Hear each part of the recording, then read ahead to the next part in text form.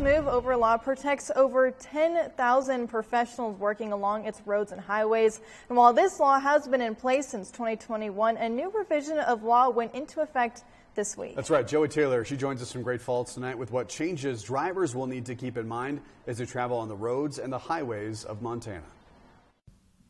There are two laws that passed this past legislative session that help strengthen the original slow down and move over law. The first, House Bill 470, talking about speed limits and punishments. The second is House Bill 320, that adds additional stationary vehicles you need to move over for.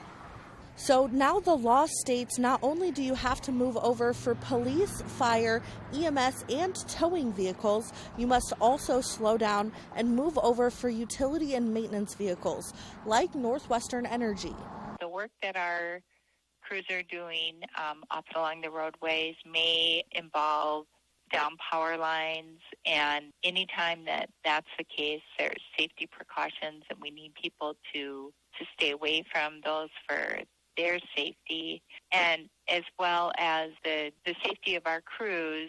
Here's what you do if you see a stationary vehicle with flashing lights. First, you'll slow down. You might see a temporary speed limit posted, but if you don't, you'll slow down to 20 miles below what the speed limit is on the interstate, or slow down to 30 miles under the speed limit if you're on a highway or country road.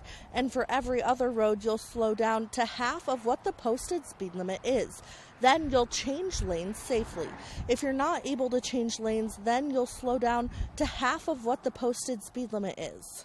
When you see any of the first responders, we all need to slow down, move over, and give them space because they're there working to keep our communities safe.